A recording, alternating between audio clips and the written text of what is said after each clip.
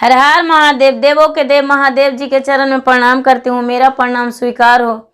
माता गौरा पार्वती के चरण में प्रणाम करती हूँ, मेरा प्रणाम स्वीकार हो। गणपति ललनवा के चरण में प्रणाम करती हूँ, मेरा प्रणाम स्वीकार हो। माता पिता के चरण में प्रणाम करती हूँ, मेरा प्रणाम स्वीकार हो। गुरु भाई बहन, मैं एक कथा सुनाने जा रही हूँ, इस कथा को पूरा सुनिए और हर जानिए। आधी नहीं, आधी सुनने में शिव गुरु का अपमानित होती है, पूरा सुनने में ज्ञान होती है, इसलिए कथा को पूरा सुनिए और हर जानिए। हर हर महादेव, घर घर महादेव। गुरु भाई बहन, एक राजा थे, एक रानी थी। राजा साहब को 4 पुत्र थे। राजा साहब को 4 पुत्र थे और पुत्री नहीं थी। राजा साहब अपने राजपाट को बहुत अच्छे से चलाते थे और अपने प्रजा से बहुत प्यार करते थे और प्रजावासियों को बहुत ध्यान रखते थे।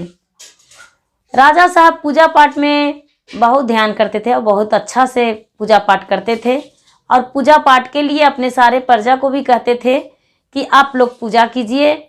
और मंदिर भी बनवाते थे, धर्मशाला बनवा रखे थे, तालाब खतवा के रखे थे अपने प्रजा के लिए। बिल्कुल अपना तरफ से अच्छे से चाहते थे कि मेरा प्रजा जिए और रहे और खाए। तो राजा साहब चारों बेटा के एक दिन घर में बुलाए, चारों को पढ़ाई करवा रहे थे। चारों को बुलाए और बोले कि बोलो बेटा, राजपाट कैसे चलाओगे, राज कैसे चलाओगे। बड़ा बेटा बोला, पिताजी जैसे राज आप चला रहे हैं उसी प्रकार हम भी चलाएंगे राज। राजा साहब मंझला को बुलाए। मंझला बेटा बोले, पिताजी जैसे राज आप चला रहे हैं उसी प्रकार हम भी चलाएंगे। संझला को बुलाए। संझला भी वही बात बोला। अपना छोटा पुत्र को बुलाए।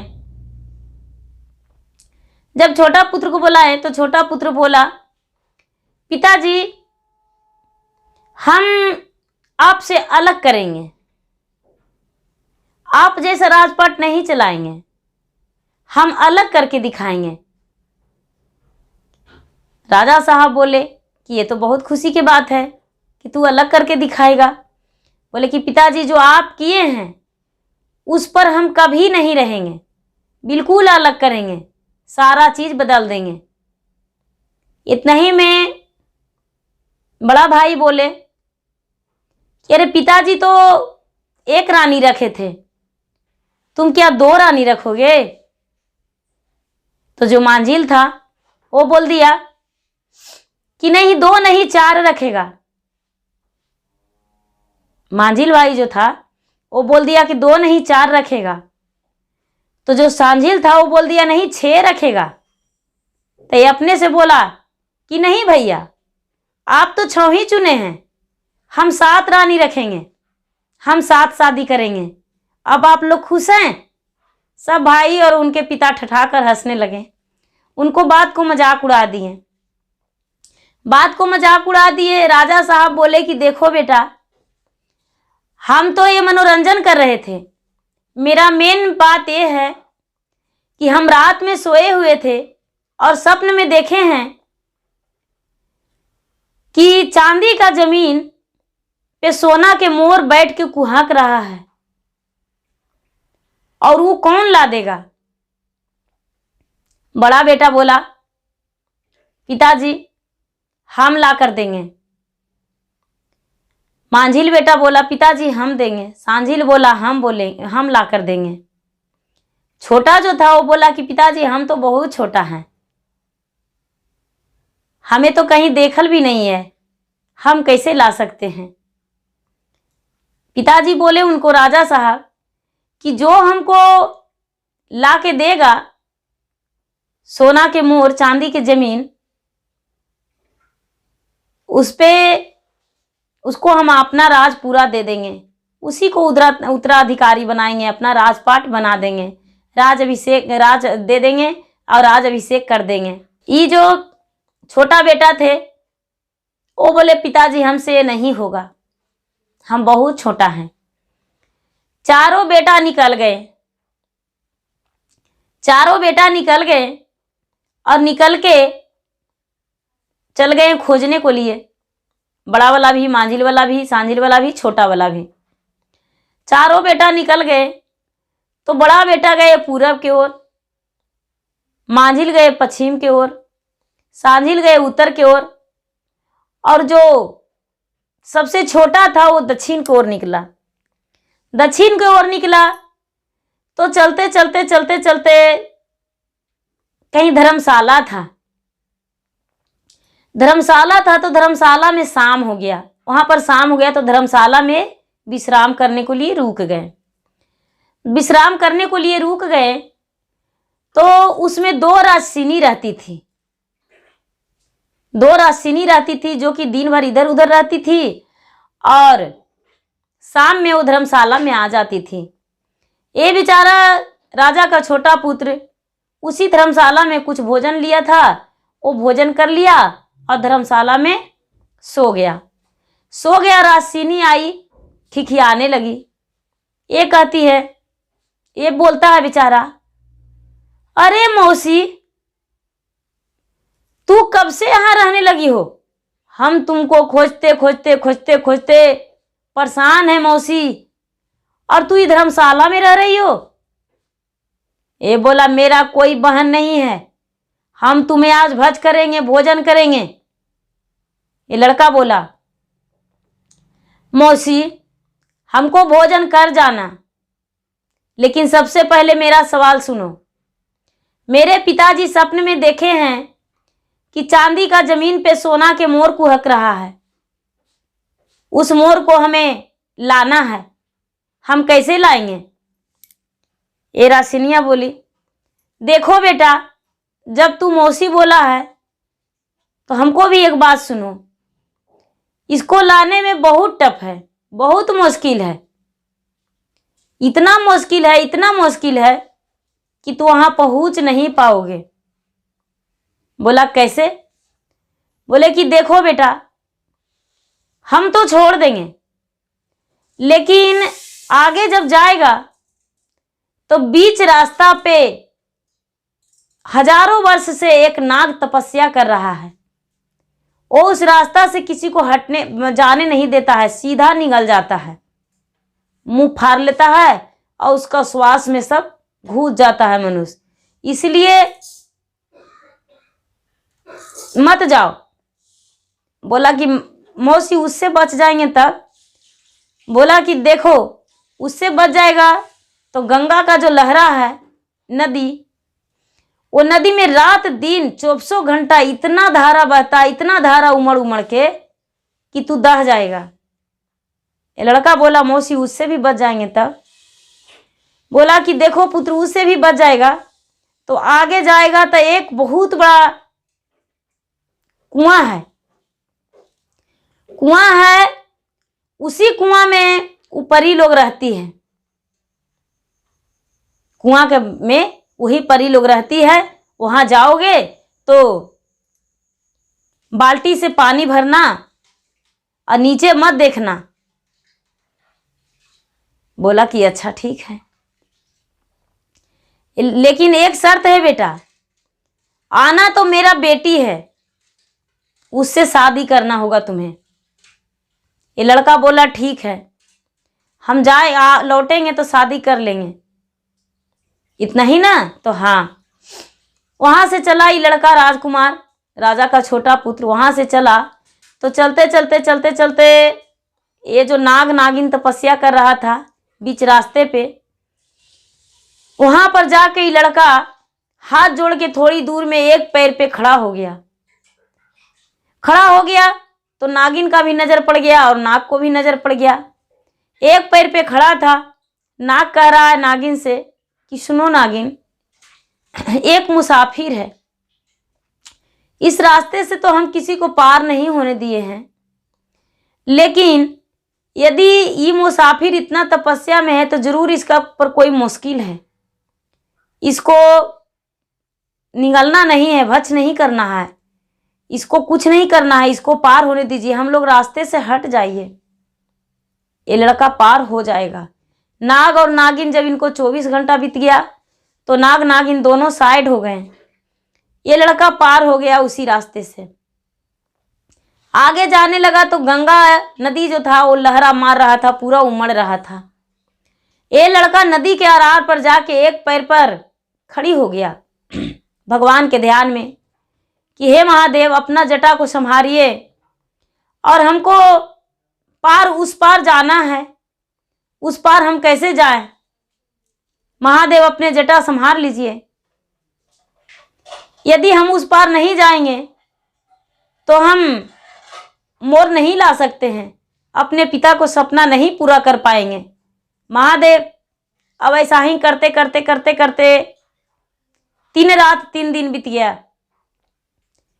गंगा माता सोच रहे हैं, गंगा जमुना, कि यदि नहीं हम धारा अपना कमाएंगे तो ये लड़का ही तो अपना प्राण हथ देगा, हमको रुकना ही होगा।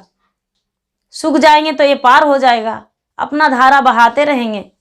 ये क्या किया कि गंगा और जमुना दोनों मिल गए और मिलके और जहां से लड़का पार होता वहां पर खाली बालू रेत हो गया। खाली बालू रेत हो गया, ये लड़का पार हो गया, उस पार हो गया। उस पार हो गया तो आगे चलते चलते चलते चलते एक बहुत बड़ा इंद्रासन था, कुआं जिसको कहते हैं, वो कुआं था। तो ये लड़का सोचा कि क्यों ना हम पानी पी लें। याद आया कि रे, वो हमको बताई थी राशिनी कि यहाँ पे जाएंगे तो नीचे मत देखना, नीचे में है क्या। वो लड़का था जो पानी बाल्टी डालने से पहले ही नीचे देखने लगा। नीचे देखने लगा तो उसमें परी थी, परी थी, 5 परी। वो नीचे देखा, जैसा ही नीचे चल गया लड़का कुआं में। कुआं में जब चल गया तो 5 परी के साथ चल गया। 5 परी के साथ चल गया। ये कुआं में जो बोले परी लोग कि अरे तू तो पृथ्वी लोक का है, राजकुमार है, फिर तू इस कुएं में क्या करने आया है? ये लड़का बोला कि आप नहीं जानते हैं, अपने पिता को सपना पूरा करने को लिए आपके पास आए हैं, क्या आप मेरे मदद करेंगे? लाल परी बोली, हाँ हम मदद करेंगे। बोलिए क्या आपको पिता का सपना है? बोले देखिए मेरे पिताजी सपना देखे हैं कि चांदी के जमीन पे सोना के मोर कुहक रहा है, क्या आप उस सपना को पूरा कर देंगे? बोले कि हाँ हम कर देंगे सपना पूरा, लेकिन हमसे अकेला नहीं होगा, आपको और परी को ढूंढना होगा। दूसरा परी के पास गए, बोले कि देखिए आप तो यहाँ हमें खींच लिए हैं और हम आ भी गए हैं, लेकिन हम अपने पिता को सपना पूरा करने को लिए आए हैं, क्या आप पूरा कर देंगे? वो सबूज परी थे, बोले हाँ पूरा कर देंगे, अपने पिता को सपना बताइए। अपने पिता को सपना बताए। सबूज परी बोले कि देखिए लाल परी से आप मिल लिए और सबूज परी से मिल लिए, और आपको नीलम परी के पास जाना होगा। तो नीलम परी के पास गए, नीलम परी भी यही बात बोले। तो लाल परी, सबूज परी, नीलम परी और सफेद परी के पास भी गए तो वो भी बात बोले। सारी लोग मिल गए, इन लोग चारों। तब गए जिसके पास चांदी का जमीन और सोना के मोर था, जिस परी के पास, उस परी के पास गए। जाकर बोले कि बहन, ये जो राजकुमार है वो राजकुमार चांदी के जमीन और सोना के मोर खोजने आए हैं।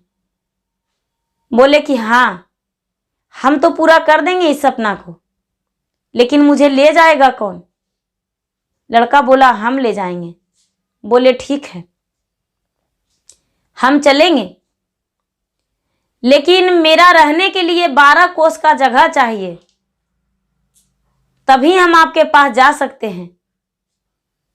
दिन हम अकेला रह जाएंगे, लेकिन रात अकेला नहीं रहेंगे। बोले रात में आप अकेला क्यों नहीं रह सकते हैं? ये रानी, ये जो परी थी, वो बोली कि देखिए, हम जब बाल खोलेंगे तब 12 कोस का बाजार लग जाएगा। अब 12 कोस के बाजार के बीच में चांदी का जमीन और सोना का मोर बैठ जाएगा, तभी हम चल सकते हैं, नहीं तो नहीं जाएंगे।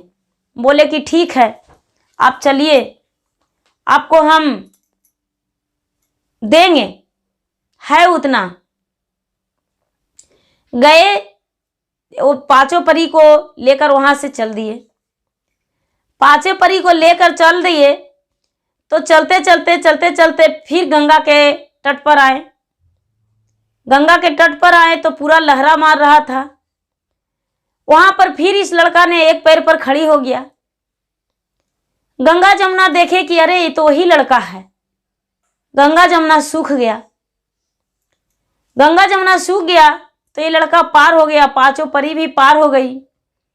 ये जो नागिन थी तो नागिन करवट फेर ली कि जाओ पार हो जाओ, लेकिन नाग का नजर पड़ गया कि अरे वही बालक है। ये कहने लगा, बालक ऐसा है कि तूने तो पार हो रहा है, लेकिन मेरा एक शर्त मान लो, तब आगे बढ़ना। ये लड़का बोला, राजकुमार क्या बात है नागदेव, क्या कहना चाहते हैं? क्या मुझे भोजन कीजिएगा? नागदेव बोले, नहीं। बरही बरी सवा के हाई मोरा कन्या जी, कन्या से ब्याह कर ले जाहू जी। दनमा में देवोए कुमार, सोनमा से चांदिया जी। औरों में देवो नागमणि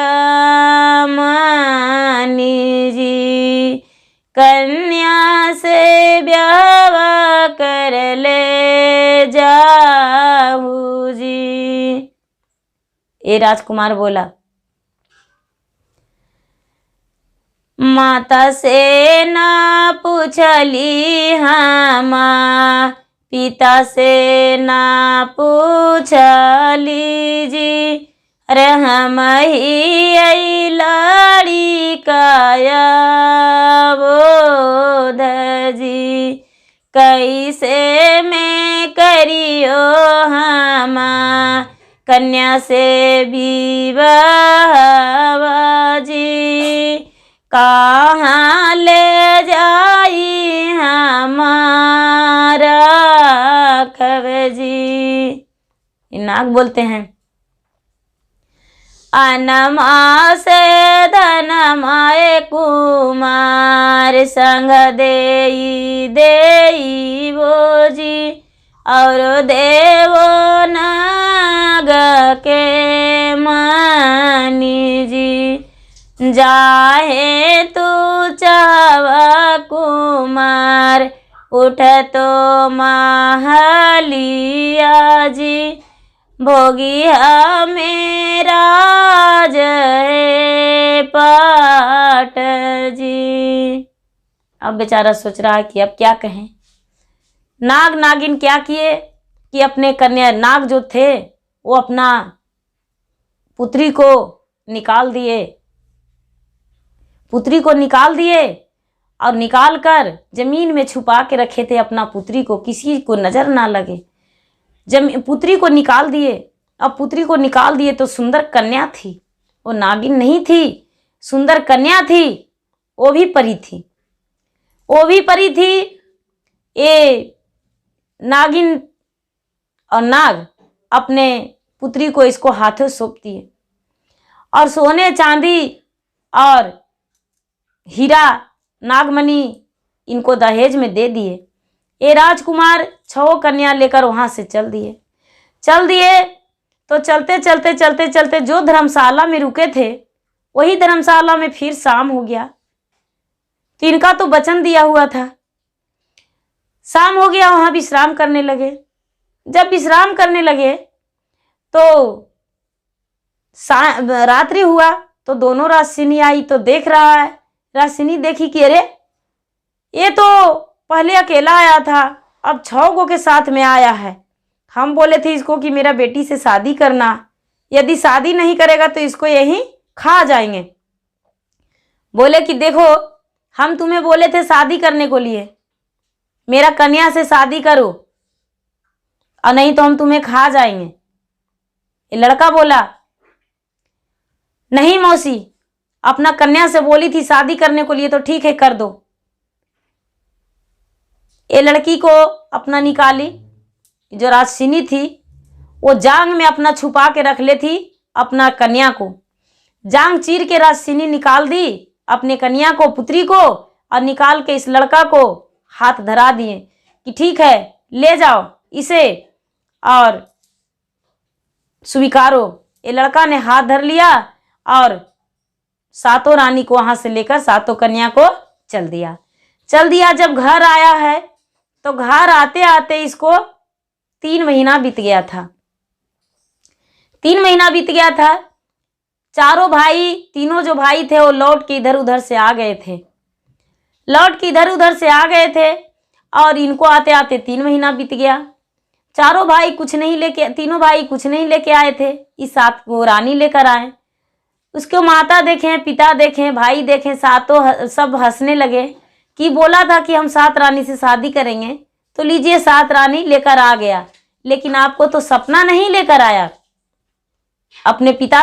उसके पिता पूछे तो बोले कि देखिए पिताजी, हम आपको सपना ही लेकर आए हैं, हम कोई रानी नहीं लेकर आए हैं, आप देखिए चुपचाप। बोले कि ठीक है। जब शाम हुआ तो ये जो रानी थी, जो जिसके पास बाल में मोर था चांदी का जमीन पे, शाम हुआ तो बोले कि ठीक है, नगर में पूरा कह दीजिए कि आप लोग सब बाजार देखने आइएगा, नाच मोजरा सब देखने आइएगा। गांव में सारी लोग को बता दिए। ये जो ये परी थी वो शाम को समय में, रात्रि के समय में अपना बाल खोल दी, और जब बाल खोल दी तो पूरा 12 कोस में बाजार पसर गया। 12 कोस में बाजार पसर गया और बीच बाजार में चांदी का जमीन और सोना का मोर बैठ गया, और उस जमीन पर बैठ के और मोर को हकने लगा और नाचने लगा। राजा साहब को उसके पुत्र बोले, पिताजी देख लीजिए, चांदी का जमीन सोना का मोर हम लेकर आए हैं। जब उसके पिता देखें, सारी लोग देखे तो बहुत खुशी मिला। और उस रात नहीं, दूसरा दिन राजा बोले कि बेटा, हमने वचन दिए थे कि हम तुम्हें अपना राजपाट सौंप देंगे और उत्तराधिकारी बनाएंगे, राज अभिषेक कर देंगे। लड़का बोला, पिताजी नहीं, हम अपने बड़े भाई को होते हुए हम अपना राज नहीं ले सकते हैं, इसलिए मुझे राज अभिषेक नहीं चाहिए। मेरे भैया को मेरा राज आप मुझे दे रहे हैं, मेरे भैया को दे दीजिए, हम नहीं चाहते हैं। और आप बस इतना ही कीजिए कि थोड़ी सी जमीन दे दीजिए और हमें 7 कन्या से शादी कर दीजिए, मेरा 7 पटरानी बन के रहेगी, महारानी बन के रहेगी। राजा साहब बोले कि ठीक है, बहुत अच्छा की बात है। पूरा नगर में बताए कि मेरा पुत्र का शादी है, पूरा ढोले बाजे गाजे करके और साथ में सजाए, और सजाकर मड़वा छावन जो भी विधि व्यवहार होता है, सारी विधि व्यवहार रस्म के साथ ये 7 लड़की से, 7 जो कन्या थी राजकुमारी परी, 7 से शादी अपना कर दिए राजा साहब, और 7 इनका छोटी बहू बन गई। राजा साहब के 7 रानी रहने लगी। और ये जो लड़का था वो मनी रख दिया, और मनी सवा हाथ जमीन लिप दिया, और लिप के बोला कि हे नाग के मनी, तू यहाँ पर बहुत सुंदर महल बना दो और बाग बगीचा लग जाए। मनी के प्रताप से वहाँ पर सुंदर सा महल बन गया और बाग बगीचा लग गया, फुलवाड़ी लग गया। सुबह लोग देखने लगे तो कहते हैं कि अरे कितना बड़ा राजा आकर बस गया है, इतना बड़ा महल बन गया, इतना बाग बगीचा लग गया, कौन राजा है? सब देख रहे हैं तो अरे राजा का छोटा पुत्र राजकुमार है, उनको 7 रानी भी है, शादी किए 7 रानी से। सब लोग पूरा खुश थे और 7 रानी जो थी वो 7 परी थी। शाम होता था तो ये परी शाम के बाजार लगाती थी और 7 का अलग अलग कमाल था। बाजार लगा देती थी, सारे लोग देखते थे, नाच गान, बाजार में स्वर सामान खरीदते थे। और जब सुबह होने वाला रहता था तो ये लड़की अपना बाल समेट लेती थी तो बाजार सब खत्म हो जाता था। इसी प्रकार अपना जीवन बिताने लगी। गुरु भाई बहना, मेरा वीडियो अच्छा लगे तो इसे लाइक कीजिए, शेयर कीजिए, सब्सक्राइब कीजिए। धन्यवाद। हर हर महादेव, घर घर महादेव।